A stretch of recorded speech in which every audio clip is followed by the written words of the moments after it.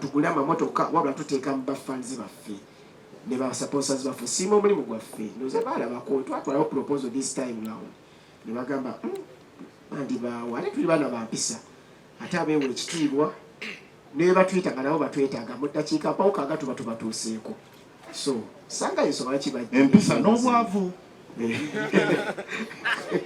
tovala bw'okyali mwavu oba oyogezaako kiri obuto byonna obyogedde Chiko, kati njagala kubuuza kino ekibuuzo. Bwe twali mu lockdown, mwafunako akadde, did you get time to reflect on your content mugambe nga we tulina okudde katulooze ku ngeri gye tugenda okukomawo in style. Mwakozesa akakadde ka lockdown okukyusa content oba mwatula nagalale ne mugamba katulinde Katonda yanaagira? Not that. Hi everyone.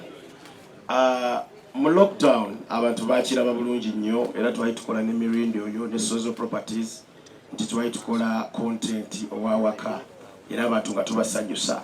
So after lockdown ne batuta bwe batuta ebivulu byali bingi ono ataddeyo oli ataddeyo oli akoze ati ne tugamba no ffe katuwummulemu because we had already paid woman multipurpose hall nga tulina okukola bukozi because twali tubawadde ssente ne tugamba no that year I think it was last year tujja teekayo event yaffe katulindeko 2023 ate tukole nseko buseko. That's why nti twetegeka nnyo when we called Ali because we've worked with Ali for so many years, I think 3 years now. Nagamba no you guys nina okubaawo teyatugamba kintu kyonna najja buzinaga mu jet planning tulabike nga tukola event yeno. So twasitula bulungi nnyo ne tulowooza. That's why nti nseko buseko ebintu abantu bye balowooza bye tukola bulijjo nga bwe tunajja comedy store ne tukola ki ate mu nseko buseko si bwe babasuubira cause eno show yanjawulo bw'eba nti Madrat and Chiko nseko buseko show eba yanjawulo okuviira ddala ku mutegesi okuviira ddala ku actually production entuula y'abantu content gwe tugenda okuba cause you know Madrat and Chiko tubawa fresh and clean bwe tulabika ku show. So that's why tetukoze feka tugambye nti Bujingo oliwa president wa comedians Anthony oliwa Salvador oliwa mujje tutulewamu sibiri byakwemalirira nti nze nsobola I can do this ositegeera.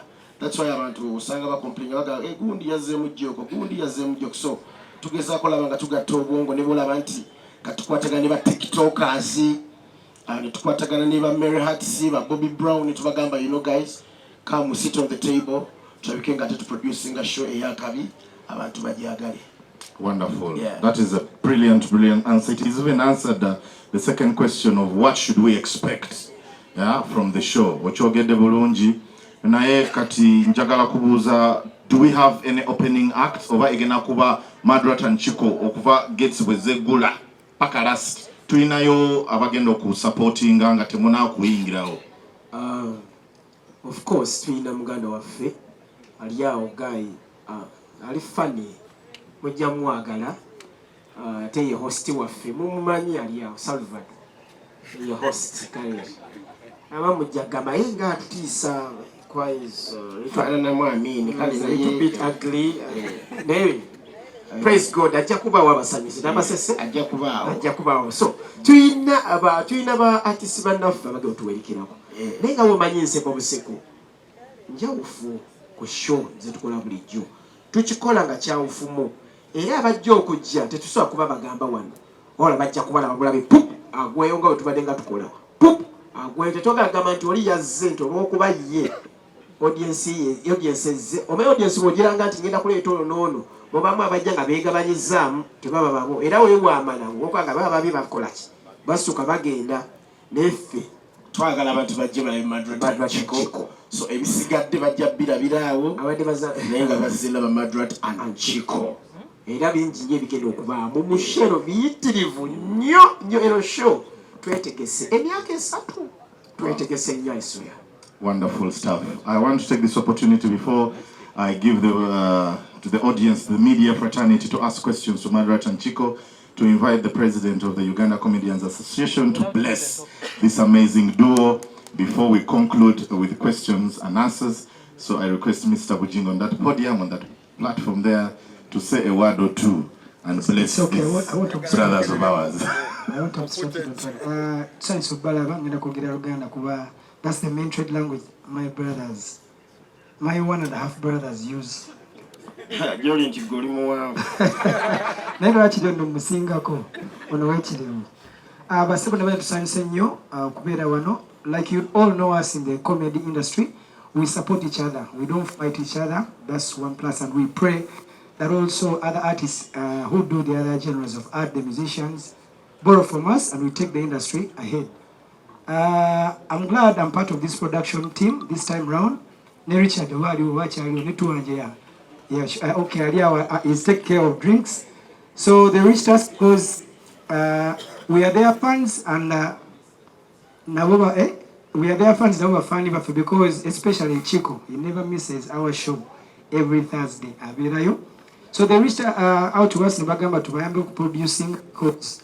Of course, Emeka Tuba singer, we have been in the industry longer. So to gain up take a touch, we've already started the rehearsals, and we are excited to see what we already planned for you. So we pray that you buy the tickets because these guys are funny. I've seen them for many years. They are organically funny. Newe mbira nabo mu mabala, newe tubera mu church, olusi, tugenda maziki, baba kusesa almost every time. So expect non-stop laughter from the time you step on stage. They step on stage until you go.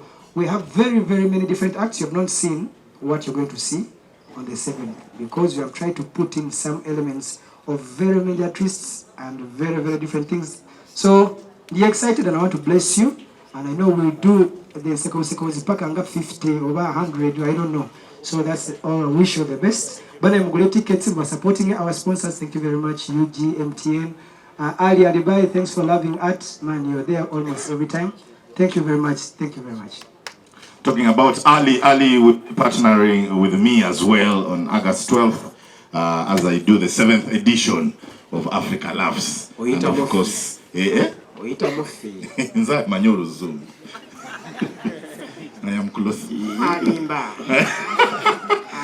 Opportunity ngenda jua aba banamawulire wemba mwagala kubuza ku bibuuzo tujja kutwalayo ebibuuzo 5 byokka lwabudde ka cocktail kawola so twagala kudda wali. Then of course wemba ne bibuuzo bimwagala okubuuza ba sponsor tujja kitwala nga press conference wedde mu buuzo omu ku omu sicho katika tutandike ne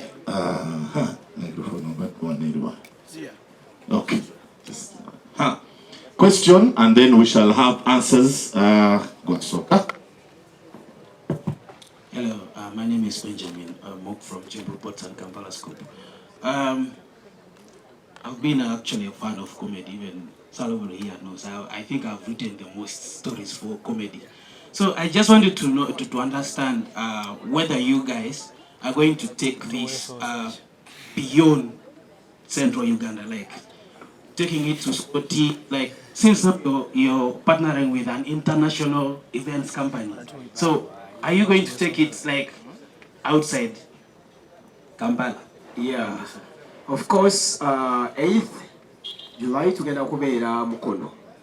Then from Mukono tujja genda ku Nikan, Eraser, Ntebe Road. Then after tujja genda we have to go to Ginger. That's on the 15th. 22nd will be Masaka, Maria Flow. And then 29th we come back to Kasangati. But we are planning something big next year because Madrat and Chiko, next year we are making 10 years. So 10 years of Madrat and Chiko, we are planning something big with our sponsors, with Ali. We'll be having shows in Gulu. That's West, is it West Nile? No, Northern Uganda, West Nile, Eastern Uganda, Western Uganda, and here in the Central. So next year we are planning something more bigger than this. Yeah. Dubai, London. Yeah. Good evening, how are you? I'm good. I'm Deputy Scientist from Cookie Promotions and the Madrat and Chiko Communications.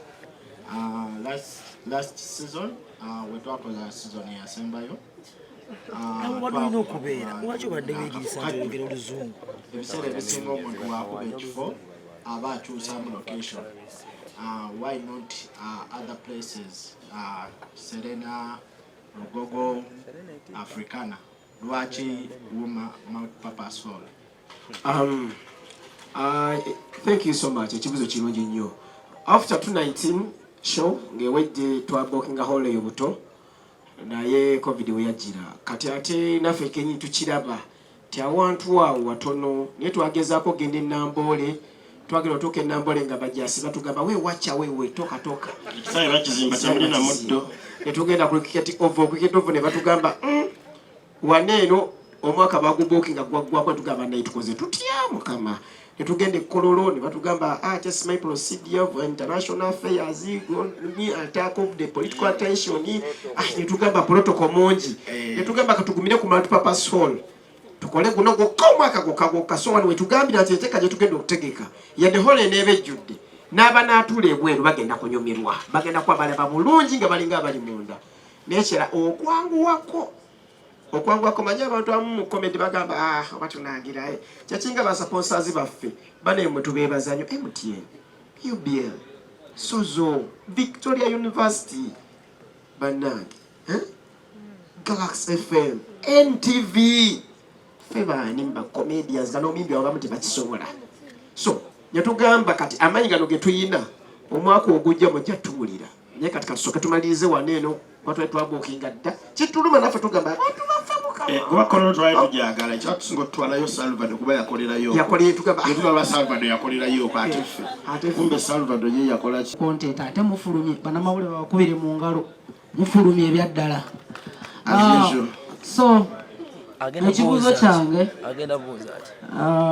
nga duo mubaddewo for some good time nga brothers mubeera mu challenges zimu oba endala ezisobola obbaawula kaliya neggwawo mukuovercominga mutya challenge okumakinga your duo strong kuva mwatandikira mpaka nakati kuba muganda waffe Bob Brown ne munne baayawula lwa mukyala mwe mukola mutya twabaze tumanyi kyabaawula ekyamazima tetwajja tusiibudde era bazadde ba munnange bwe yali ava mu kyalo bamukwasa so tuyinza ate tabula bazadde kuba kati ffe tuyinza okugamba atufunye ssente kati katwekyange naye abazadde okitegeera so ebintu bingi ebitulemesa okwawukana n'abaawo ntya okitegeera nga bazadde booli bandaba bubi balaba omwana wawe ali bubi okitegeera muganda wange mukoledde ebintu bingi ng'ebya visa biki ebyo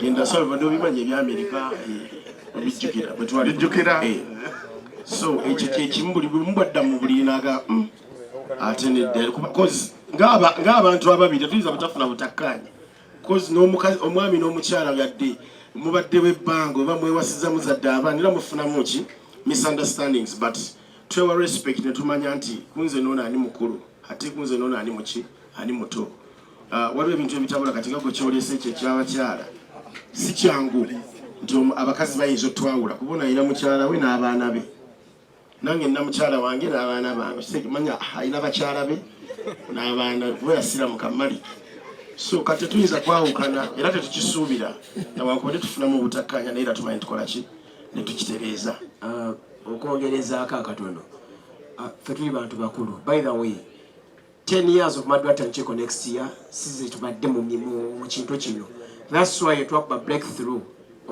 abazimbi gye bayita hit twali already tuyina experience tukoze nnyo ne Pepsi batumanyi nnyo ebbanga ddene nnyo kuba tuli baana bato so tulize tuyina experience kati twamanya nti kati bannaye akajja obunaku kakola ki kamanya essente lupapula nti nesala kati oyinza okwolina biliyoni mu nnaku nnya n'otolina ge n'olw'emmeka n'olwataano tugeze teswala twawula abakyala tumanyi nti mukyange waaka ono teri kwetambaala kati tuli bantu abakulu ab'obuvunaanyizibwa abatuula ensonga tuzimala ebiseera ebisinga ono bingi byakola webyemutamanyi era nnaku yansi neŋŋabamu kisewa nakyabatanga olubuto oluzi ku mugongo iyo byogedde eŋŋamba wayi kamuleke baganda bange kantangazeemu ekintu kino munasobola okwewozaako nja kutangaza mu munnamawulire ono ebintu ebisinga baba tebabimanyi naye baba banoonya mawulire na content okwawukana enniro just Katonda kitonda butonzi kirina obbaawo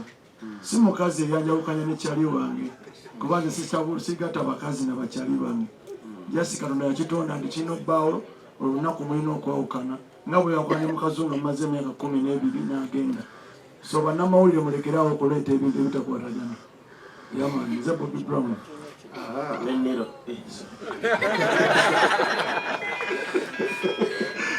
All right, if there are no any questions, I've been reliably informed that we have a small bite at the end.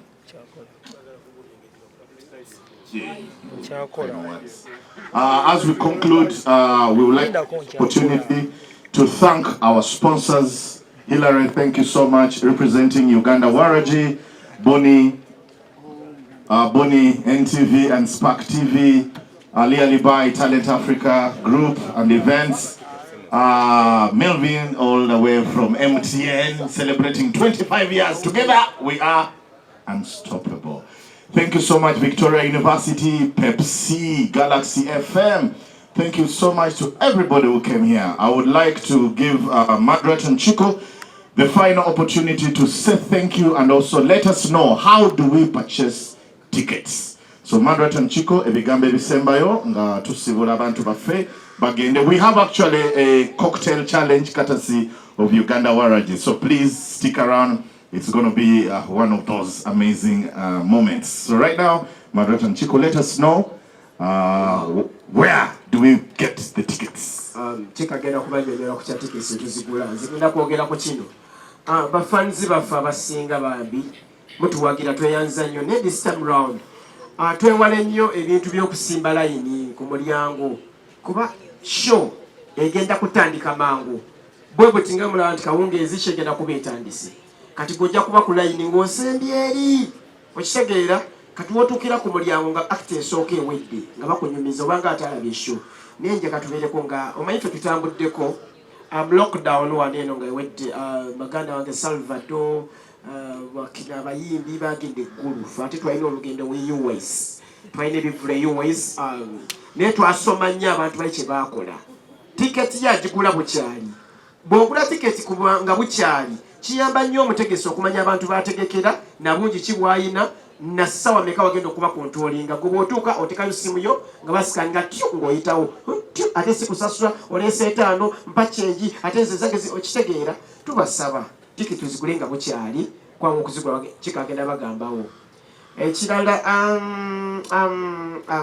Chiko kibagambe ngono bayagenda twatambulamu ebiseera ebyo era ekyo kyatuwa ekyokuyiga kingi nnyo nti twatuuka mu Amerika eyo waliwo omusajja bamuyita Muvawala n'atufunira show batufunira show batuwa dola zaali meka zaali dola 10,200 zaali 10,200 nga bazituwa cash ne tugamba yiyi bano tukoze tutya kumbe Muvawala shatufunidde show y'abazungu bokka tutuuka mu show backstage nga abazungu be batuddemu temuli adde omuddugavu Muvawala ng'ayimirira eri ng'agira ati omukono bannange sente z'abasajja mwazira ng'angamba munnange abazungu tubatandise tutya kwaffe tulina engeri gye tuyiya onogamba waayi kanjogere ku gundi abantu bakole ki neŋŋamba omutali swaziniiga gwe nandibadde nkolerako jjooko ngenda kukola nti twasesema tetwakola so kati tulaba ebintu by'abazungu nti bo bagenda okutuuka ku show ng'olwedde bamanye ennamba y'abantu egenda otutuula tewali kavuyo tewali ki ate nga sheekoze eki enyumye eserinze out so newajjawo enkola nga bannaffe ab'MTN ne bagamba nti tiketi eyaffe ya mitwalo 2 bo ne bagamba oba ogisasulidde ku momo ogisasula gumu kitundu bw'onyiga star 165 star 98 hash kiddemu star 165 star 98 hash oba osobola okugifuna ku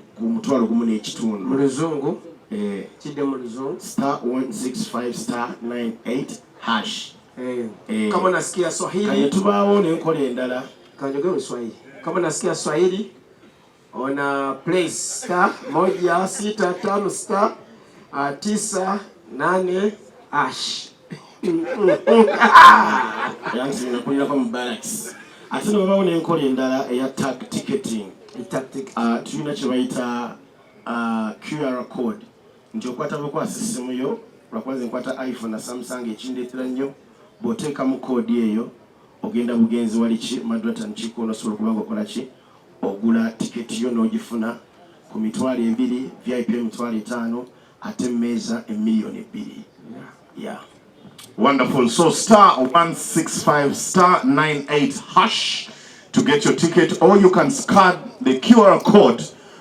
It's even on the billboard and on the posters and on the Talent Africa website. You scan that and it will take you to the page. 20K, 50K, and the table is 2 million. If you're using